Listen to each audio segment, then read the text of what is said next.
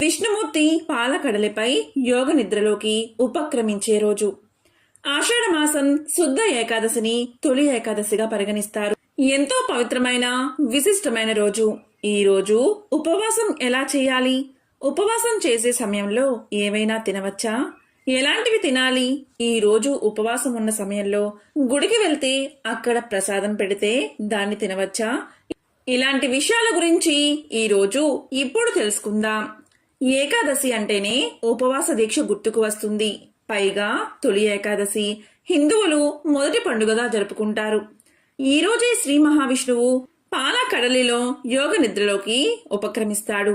అలాంటి తొలి ఏకాదశి రోజు ఉపవాసం ఉంటే మరింత మంచిదని పెద్దలు చెబుతూ ఉంటారు. మరియు ఉపవాసం ఉండాల్సిన తీరు గురించి, ఆచరించాల్సిన విధుల గురించి పెద్దలు చెప్పే మాటలను ఇప్పుడు తెలుసుకుందాం. తొలి ఏకాదశి రోజున ఉపవాసం ఉండాలి అనుకునేవారు అంతకు ముందు రోజు అంటే దశమి రోజు రాత్రి నుండి నిరాహారంగా ఉండాలి. మన జీర్ణ వ్యవస్థను ఏకాదశి ఉపవాస దీక్షకు సిద్ధం చేయడమే ఈ ఆచారం వెనుక ఉన్న ఉద్దేశం. ఏకాదశి రోజు బ్రాహ్మీ ముహూర్తంలో నిద్రలేచి తల స్నానం చేయాలి. ఆ రోజంతా నిష్ఠగా ఉపవాసం ఉండడమే కాకుండా శ్రీ మహావిష్ణువును ఆరాధిస్తూ ఉపవాసంతో గడపాలి. తులసి దళాలతో శ్రీ మహావిష్ణువును పూజించాలి. విష్ణు సహస్రనామం, నారాయణ కవచం వంటి స్తోత్రాలతో ఆరాధించాలి. కడుపు నిండిన మనిషి ధ్యాస వేరు వేరు విధాలుగా పోతుంది. ఉపవాసం ఉండడం ద్వారా మనస్సు నిశ్చలంగా మారిపోతుంది. అలా నిశ్చలంగా ఉన్న మనస్సుని భగవంతుడి మీద నిలిపితే ఫలితం వేరుగా ఉంటుంది. ఈ విధంగా స్థిరంగా ఉన్న మనసును మరింత జాగృతం చేసేందుకు తొలి ఏకాదశి రాత్రి జాగరణం చేయాలని చెబుతారు. ఆ జాగారంలో రాత్రి సాగే కొద్దీ మనసు అలసిపోతూ ఉంటుంది. అలా అలసిన మనసుకు సహాయంగా భగవన్ నామాన్ని జపిస్తూ ఉంటే ఆ నామం మీద మనసు నిశ్చయమవుతుంది. ఇలా మనసును, శరీరాన్ని తన అధీనంలోకి తీసుకుని చేస్తే ఉపవాస దీక్ష సత్ఫలితాలను ఇస్తుంది. ఈ ఉపవాస జాగరణతో తొలి ఏకాదశి రోజు గడిపిన తర్వాత మర్నాడు తెల్లవారుజామున అంటే ద్వాదశి రోజు తెల్లవారుజామున దగ్గరలోని ఆలయాలను సందర్శించి స్వామిని ఆరాధించాలి. ఈ విధంగా ఉపవాస దీక్ష చేసినట్లయితే మనసు, శరీరం కుదుట పడతాయి. కాబట్టి ఒక్కసారిగా కుదుట పడిన శరీరానికి ఆహారాన్ని అందించడం అంత మంచిది కాదు. అందుకే ద్వాదశి రోజు కూడా అతిగా భోజనం చేయకూడదని హెచ్చరిస్తూ ఉంటారు. తొలి ఏకాదశి అనగానే గుర్తుకు వచ్చే మరో 2 విషయాలు. మొదటిది పేల పిండి తినడం, రెండవది గోపూజ చేయడం. తొలి ఏకాదశి రోజు ఉపవాసం ఉంటున్నప్పటికీ దేవునికి ప్రసాదంగా భావించి పేలాల పిండి తినడం చాలా మంచిది. పైగా పేలాల పిండితో శరీరంలోని చక్కెర నిల్వలు ఒక్కసారిగా పడిపోకుండా ఉంటాయి. అంతేకాదు వర్షాకాలంలో వచ్చే మార్పులకు శరీరాన్ని పడిపోకుండా ఉంచడమే ఈ పేలాల పిండి తినడం వెనుక ఉన్న అసలు రహస్యం.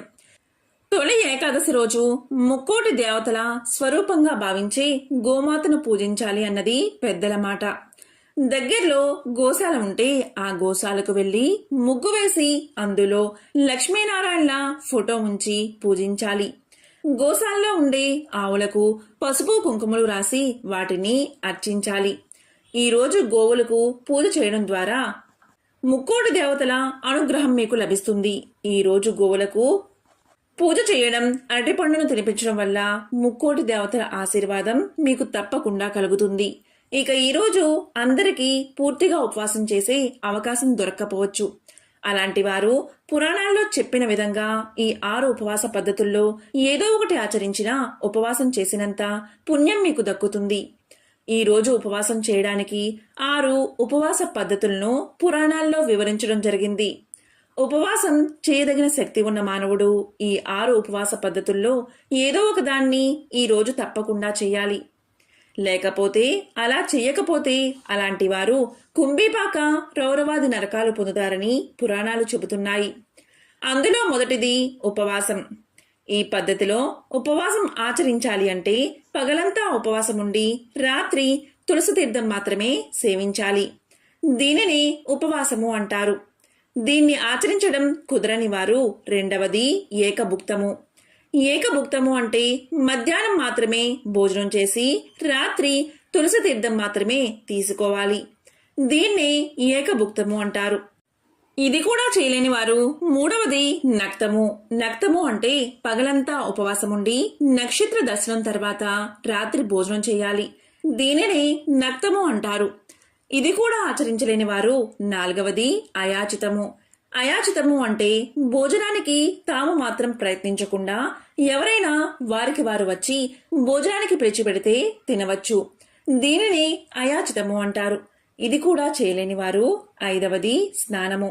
స్నానము అంటే స్నానాదులు ముగించుకుని దైవారాధన చేసి భగవంతునిపై మనస్సు లగ్నం చేసి మహావిష్ణువు యొక్క మంత్ర జపం చేయాలి. దీనినే స్నానము అంటారు. ఇది కూడా చేయలేని వారు ఆరవది తిలదానము.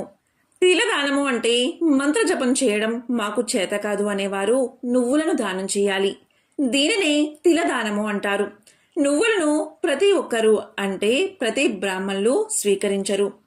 ఎవరైతే స్వీకరిస్తారో అలాంటి సద్బ్రాహ్మణుడికు నువ్వులను దానం చేయాలి. దీనిని తిలదానము అంటారు. ఎందుకంటే నువ్వులను దానం తీసుకునే శక్తి కొంతమందికి మాత్రమే ఉంటుంది. ఈ 6 పద్ధతుల్లో ఏదో ఒకటి ఖచ్చితంగా ఆచరించాలి.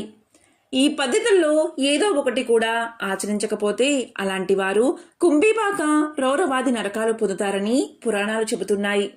ఉపవాసం ఆచరించే సమయంలో పచ్చిపాలు, మజ్జిగ, మంచినీరు, స్వల్పంగా పళ్ళు తీసుకోవచ్చు.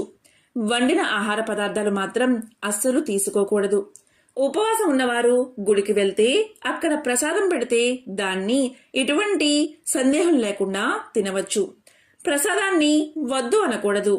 ఈరోజు ఆర్థిక సమస్యలు ఉన్నవారు, ఇంట్లో సమస్యలు ఉన్నవారు, ఉద్యోగం ఆలస్యం అయ్యేవారు, వ్యాపారం అభివృద్ధి లేనివారు, పెళ్లి ఆలస్యం అయ్యేవారు, ఇలా ఎటువంటి సమస్యలు ఉన్నా ఈరోజు గోవును దర్శించి గోవు చుట్టూ 3 ప్రదక్షిణాలు చేసి గోవుకు పశుగ్రాసము, శనగలు, బెల్లం తినిపిస్తే ముక్కోటి దేవతలు సంతోషించి మీ బాధలన్నీ తీరుస్తారు. మిమ్మల్ని ఐశ్వర్యవంతులు చేస్తారు. కాబట్టి ఎంతో పవిత్రమైన విశేషమైన ఈ రోజు ఈ 6 ఉపవాస పద్ధతుల్లో ఏదో ఒకటి పాటించి శ్రీ మహావిష్ణువు యొక్క అనుగ్రహాన్ని ప్రతి ఒక్కరూ పొందాలి. ఒకసారి జైమిని మహర్షి తన గురువుగారైన వ్యాస మహర్షి దగ్గరకు వెళ్లి ఈ విధంగా అడుగుతాడు. గురువుగారు, ఏకాదశి అనే పేరు నేను చాలాసార్లు విన్నాను. ఏకాదశి గురించి మీ అభిప్రాయం ఏమిటి? మీరు ఏమనుకుంటున్నారు? ఏకాదశి రోజు ఏం చెయ్యాలి? ఏకాదశి రోజు ఉపవాసం ఉండడం వల్ల ఏం జరుగుతుంది? ఒకవేళ ఉపవాసం చెయ్యకపోతే ఏం జరుగుతుంది? ఏకాదశి గురించి పూర్తిగా తెలిపి నాకు జ్ఞానాన్ని కలగజేయండి అని జైమిని మహర్షి వ్యాస మహర్షిని కోరతాడు. అప్పుడు వ్యాసుడు చిరునవ్వు నవ్వి, మంచి ప్రశ్నే అడిగావు. రాబోయే తరాల వారికి కూడా ఈ సందేహం కలగవచ్చు.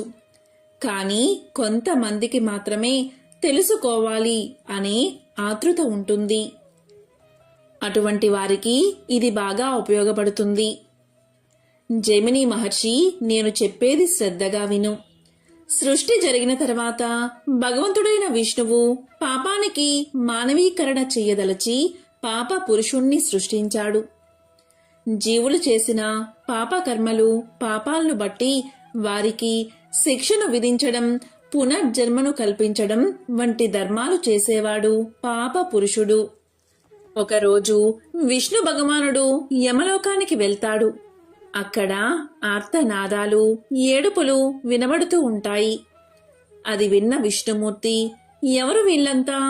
వీళ్ళని ఎందుకు శిక్షిస్తున్నారు అని యమధర్మరాజును అడుగుతాడు. అప్పుడు యమధర్మరాజు ఈ విధంగా సమాధానం చెప్తాడు. స్వామి, మీరు పాప పురుషుణ్ణి సృష్టించారు కదా, అతను తన ధర్మాన్ని నెరవేరుస్తున్నాడు. ఎవరైతే పాపాలు చేస్తారో వారికి శిక్షను ఇస్తున్నాడు. అందువల్లే వారందరినీ ఈ విధంగా బాధ పెడుతున్నాడు అని తెలియచేశాడు. అప్పుడు విష్ణుమూర్తి ఇలా అడిగాడు, మరి వాళ్ళందరికీ ఆ పాపాల నుండి విముక్తి ఎలా కలుగుతుంది? అనగానే యమధర్మరాజు ఇలా సమాధానం చెప్పాడు. నాకు ఎలా తెలుస్తుంది స్వామి? మీరే జగన్నాథుడు కదా, మీరే సృష్టికర్త కదా, మీరే చెప్పాలి అన్నాడు యమధర్మరాజు. అప్పుడు శ్రీ మహావిష్ణువులో ఉన్న కరుణ స్త్రీగా ఉద్భవించింది. ఆమె ఇలా పలుకుతుంది: ఎవరైతే ఈరోజు నా ప్రభువును స్మరిస్తారో, ఎవరైతే నా ప్రభువును ఆరాధిస్తారో వారు పాపాల నుండి విముక్తి పొందుతారు. ఇదే నా వాగ్దానమని పలుకుతుంది. యమలోకంలో ఉన్న వాళ్ళంతా ఈ మాటలు విని విష్ణుమూర్తిని ప్రార్థించి పాపాల నుండి విముక్తిని పొందుతారు. అప్పుడు తన నుంచి ఉద్భవించిన కరుణను విష్ణుమూర్తి ఇలా అడుగుతాడు: నీవు ఎవరు? నిన్ను ఎవరు పంపించారు అని. దానికి కరుణ ఇలా చెప్తుంది: స్వామి, నేను మీ దాసిని, ఏకాదశిని, మీ సేవలో నేను ఒక దానిని. మీలోని కరుణ స్త్రీ రూపం దాల్చితే అదే నేను అని సమాధానం చెప్తుంది. ఇంకా ఇలా పలుకుతుంది: స్వామి, దయచేసి నాకు అనుమతి ఇవ్వండి. సంవత్సరంలో ఈరోజు ఎవరైతే మిమ్మల్ని స్మరిస్తారో, ఎవరైతే మిమ్మల్ని ఆరాధిస్తారో, ఎవరైతే మిమ్మల్ని ప్రార్థిస్తారో వారికి వారి పాపాల నుండి విముక్తి లభించేలా అనుమతి ఇవ్వండి. ఎలా అయితే ఈ లోకంలో ఉన్న పాపులకు వారి పాపాల నుండి విముక్తి కలుగుతుందో, అదేవిధంగా విశ్వంలో అందరికీ వారి పాపాల నుండి విముక్తి కలిగే అవకాశం ఇవ్వండి అని ప్రార్థించగా విష్ణుమూర్తి ఆమె కోరికను అంగీకరిస్తాడు. దీని గురించి తెలిసిన జీవులందరూ విష్ణుమూర్తిని ప్రార్థించి వారి వారి పాపాల నుండి విముక్తిని పొందుతారు. ఇది చూసిన పాపపురుషుడు వైకుంఠానికి వెళ్లి ఇలా పలుకుతాడు: స్వామి, మీరు మిమ్మల్ని స్మరించే వారి పాపాలను తొలగిస్తున్నారు. ఇప్పుడు పాపులన్నవారే లేరు. మరి నేనేం చెయ్యాలి? నా పుట్టుకకు అర్థమేమిటి? జీవులు పాపాలు చేసిన తర్వాత మిమ్మల్ని స్మరించి పాప విముక్తిని పొందుతున్నారు అని పాపపురుషుడు అన్న వెంటనే విష్ణుమూర్తి ఇలా చెప్పాడు: పాపపురుష, ఇక నీ అవసరం లేదు. నా రాజ్యాన్ని వదిలిపో అన్నాడు. దానికి పాపపురుషుడు ఇలా పలుకుతాడు: స్వామి, నీవు జగన్నాథుడు, సృష్టికర్తవు, అంతటా నీవే ఉంటావు. నేను ఎక్కడికి వెళ్ళాలి అని అడుగుతాడు. దానికి శ్రీ మహావిష్ణువు ఇలా చెప్తాడు: ఎప్పుడైతే ఏకాదశి తన కర్తవ్య నిర్వహణలో ఉండదో అప్పుడు నీవు నీ ధర్మాన్ని నిర్వర్తించు. ఎప్పుడైతే ఆమె అధికారంలో ఉంటుందో అప్పుడు నీవు ఎక్కడికైనా వెళ్ళు అంటాడు. దానికి పాపపురుషుడు ఎక్కడికి వెళ్ళాలి స్వామి అని అడుగుతాడు. దానికి శ్రీ మహావిష్ణువు ఇలా సమాధానం చెప్తాడు: పాపపురుష, ఏకాదశి రోజు నీవు ధాన్యంలోకి వెళ్ళి దాక్కో అంటాడు. అంటే బియ్యంలో దాక్కో అంటాడు. ఈ విధంగా శ్రీ మహావిష్ణువు చెప్పిన విధంగా పాపపురుషుడు ధాన్యంలోకి వెళ్ళి దాక్కుంటాడు. అందుకే ఏకాదశి రోజు అన్నం తినడం పాపమని చెప్తారు అని వ్యాస మహర్షి జైమిని మహర్షికి తెలియచేశాడు. అంతేకాదు, జైమిని మహర్షి మనకు ఉండే 11 సూక్ష్మ జ్ఞానాలు పరమాత్మ మీదే లగ్నం చెయ్యాలి. ఏకాదశి రోజు చేసే ఉపవాసం ఎందుకు అంటే, ఏక అంటే 1, దశ అంటే 10, ఏకాదశి అంటే 11. ఉపవాసంలో ఉప అంటే దగ్గరగా, వాసము అంటే ఉండడం. మనిషి యొక్క 11 సూక్ష్మ జ్ఞానాలతో శ్రీ మహావిష్ణువుకు దగ్గరగా ఉండడమే ఏకాదశి ఉపవాసం. ఈరోజు తిండి నిద్ర వదిలేసి 11 సూక్ష్మ జ్ఞానాలను భగవంతుని మీదే ఉంచాలి. 5 జ్ఞానేంద్రియాలు మరియు 5 కర్మేంద్రియాలు మరియు మనసు మొత్తము కలిపి 11 దైవం మీద లగ్నం చేసి శ్రీ మహావిష్ణువును ధ్యానించాలి అని వ్యాస మహర్షి జైమిని మహర్షికి తెలియచేశాడు. ఈ సందర్భంగా ఏకాదశి జన్మ వృత్తాంతాన్ని ఇప్పుడు తెలుసుకుందాం. అనగనగా మురాసురుడు అనే రాక్షసుడు ఉండేవాడు. అతను మహాబలవంతుడు. ఇంద్రాది దేవతలను సైతం ఓడించి త్రిమూర్తుల మీదకే కాలు దువ్వడం మొదలుపెట్టాడు మురాసురుడు. ఆ బ్రహ్మ రాక్షసుని బారి నుంచి తమను కాపాడమంటూ ముల్లోకాల్లోని దేవతలంతా విష్ణుమూర్తిని ఆశ్రయించారు. దాంతో విష్ణుమూర్తి యుద్ధానికి సన్నద్ధుడై మురాసురునితో తలపడ్డాడు. ఇరువురికి మధ్య భీకరమైన సంగ్రామం మొదలైంది. వందల సంవత్సరాలుగా యుద్ధం జరుగుతున్నా ఎవరికీ స్పష్టమైన గెలుపు రాకుంది. ఈ లోపల విష్ణుమూర్తి యుద్ధంలో తనకు కలిగిన అలసటను తీర్చుకునేందుకు ఒక గుహలో విశ్రమించాడు. విష్ణుమూర్తి విశ్రాంతి తీసుకుంటున్న విషయం మురాసురునికి చేరింది. విష్ణువు నిద్రలో ఉండగానే అతన్ని సంహరించాలి అనుకుని నిదానంగా ఆ గుహను చేరుకున్నాడు. కాని విష్ణుమూర్తిది అంతా యోగ నిద్ర కదా. ఎప్పుడైతే చెడు తలంపుతో ఆయన దగ్గరకు మురాసురుడు చేరుకున్నాడో వెంటనే విష్ణుమూర్తిలోంచి ఒక శక్తి ప్రభవించింది. ఆమె ఏకాదశి. కేవలం తన కంటి చూపుతోనే ఆ మురాసురుణ్ణి భస్మం చేసింది ఏకాదశీదేవి. తన రక్షణ కోసం ప్రత్యక్షమైన ఏకాదశి దేవతను చూసి విష్ణుమూర్తి చాలా ప్రసన్నుడయ్యాడు. నీకేం వరం కావాలో కోరుకోమంటూ అభయాన్ని ఒసగాడు. దానికి ఏకాదశి తాను ఒక ముఖ్యమైన తిథిగా నిలిచిపోవాలి అని, ఎవరైతే ఆ తిథి రోజున ఉపవాసం ఉండి విష్ణుమూర్తిని ధ్యానిస్తారో వారి పాపాలన్నీ హరించుకుపోవాలని కోరుకుంది. ఆమె కోరికలకి విష్ణుమూర్తి తన అంగీకారాన్ని తెలపడంతో ఏకాదశికి విశిష్టత ఏర్పడింది. మురాసురుణ్ణి సంహరించినందుకు విష్ణుమూర్తికి కూడా మురారి అన్న పేరు సార్థకమయ్యింది. ఏకాదశి నాడు ఉపవాసం ఉండాలి అనుకునేవారు ఆ తిథి మొదలైనప్పటి నుంచి ఏకాదశి గడియలు ముగిసే వరకు ఎలాంటి పక్వాహారము తీసుకోకుండా ఉంటారు. మరికొందరైతే కేవలం నీటితో మాత్రమే గడుపుతారు. ఉపవాసం వల్ల మన ఆరోగ్యానికి ఎంత మేలు జరుగుతుందో తరచూ ప్రకృతి వైద్యులు చెబుతూనే ఉన్నారు. వారానికి ఒకసారి ఉపవాసం ఉంటే మంచిదని, అది కుదరకపోతే 15 రోజులకి ఒకసారైనా ఉపవాసం ఉంటే శరీరం దృఢంగా ఉంటుందని చెబుతారు. తనని తాను స్వస్థత పరుచుకునేందుకు శరీరానికి మనమిచ్చే అవకాశమే ఉపవాసం. ఇక అమావాస్య, పౌర్ణమి తిథులు దగ్గర పడుతున్న కొద్దీ జ్యోతిష్య రీత్యా చంద్రుని ప్రభావం మానవుల మనసు, శరీరాల మీద అధికంగా ఉంటుంది. ఏకాదశి రోజున ఉపవాసం ఉండి ద్వాదశి నాడు స్వల్పంగానే ఆహారాన్ని తీసుకోవడం వల్ల అమావాస్య, పౌర్ణమి నాటికి శరీరం దృఢంగా, మనసు తేలికగా ఉంటాయి. ఈ తొలి ఏకాదశినే శయని ఏకాదశి లేదా హరిసాయిని ఏకాదశి అని కూడా పిలుస్తారు. చాతుర్మాస వ్రతం ఈ రోజు నుండే ప్రారంభమవుతుంది. దేవతల రాత్రి సమయం ఈ రోజే ప్రారంభమవుతుంది. ఈ రోజు నుంచి విష్ణువు నిద్రపోతాడు అంటారు. ఈ తొలి ఏకాదశి రోజు ఎవరైతే శ్రీ మహావిష్ణువును పూజిస్తారో అలాంటి వారికి సకల శుభాలు కలుగుతాయని భవిష్యోత్తర పురాణం తెలియచేస్తుంది. ఏకాదశి వ్రతం చేసేవారు ఉపవాసం, జాగరణ, హరినామ సంకీర్తన, పురాణ పఠనం, జప తపాదులు నిర్వహించాలి. భగవద్గీతను పఠించాలి. మామూలు రోజుల్లో దేవాలయ ఉత్తర ద్వారాలు మూసి ఉంచుతారు. కానీ ఈరోజు భక్తులు ఉత్తర ద్వారం గుండా వెళ్లి దర్శనం చేసుకుంటారు.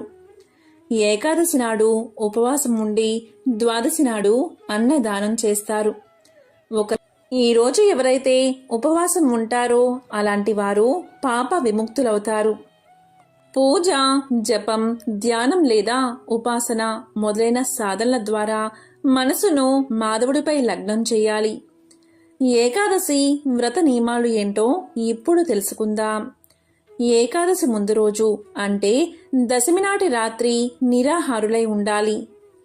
ఏకాదశి రోజు మొత్తం ఉపవాసం ఉండాలి. అసత్యం ఆడకూడదు. స్త్రీ సాంగత్యం పనికిరాదు. చెడ్డ పనులు, దుష్ట ఆలోచనలు చేయకూడదు. ఆ రోజు రాత్రంతా అంటే ఏకాదశి రోజు రాత్రంతా జాగరణ చెయ్యాలి. ఏకాదశి మరుసటి రోజు అంటే ద్వాదశి రోజు అన్నదానం చెయ్యాలి. ఏకాదశి రోజుని హరిదినం, వైకుంఠ దినం అని పిలుస్తాయి ధర్మ సింధు గ్రంథాలు.